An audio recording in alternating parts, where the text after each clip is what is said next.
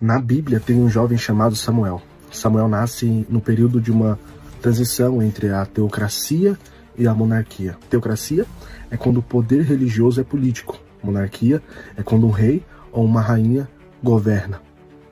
No período em que Samuel nasce é o período em que Deus está governando o povo, só que o povo está pedindo para Deus um rei. Só que é tão interessante esse período que Samuel nasce, que quando Samuel vai nascer sendo concebido por Ana, uma mulher que outrora não podia gerar porque Deus havia cerrado a sua madre, só que o próprio Deus, no tempo certo, abriu a madre de Ana para que ela pudesse gerar. A história vai dizer que Ana vai orar a Deus e falar para Deus que se Deus desse um filho para ela, ela iria o entregar por toda a sua vida para servir ao Senhor no templo. Então Samuel vai ficar na casa de Deus, no templo de Deus, servindo ao Senhor por todos os dias de sua vida. Só que o cenário que Samuel nasce é um cenário que ele está diante de pelo menos 3 pessoas. A primeira é Eli, que era o sacerdote da época, o segundo era Ofni e o terceiro era Finés, que era seu irmão.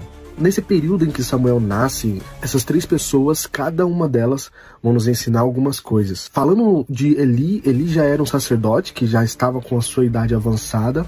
A história nos relata que a palavra de Deus era de grande valia naquela época, porque Eli já não ouvia a voz de Deus, e os seus filhos, Ofni e Finéias, eles roubavam a casa do Senhor. Eles faziam com o ministério sacerdotal coisas que não era para ser feito. Aproveitaram do poder que tinham por ser filho de sacerdote e começaram a deturpar na casa do Senhor, andando em prostituição e roubando as ofertas que eram entregues, os sacrifícios que eram entregues, eles roubavam e assim andavam da maneira que queriam no templo do Senhor. Só que nessa história há esse jovem chamado Samuel, que a palavra diz que ele está no templo crescendo diante do Senhor. Só que o que eu quero te dizer com essa história é, primeiro, analisar cada uma dessas vidas e ver o que ela te ensina.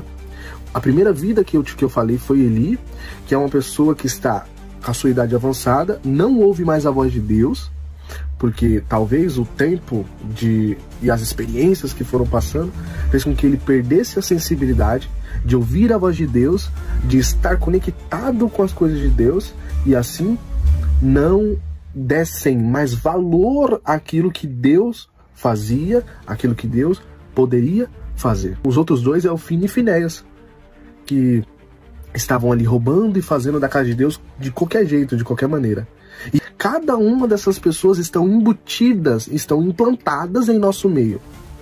Um é aquele que é o crente velho, aquele que passou tempo demais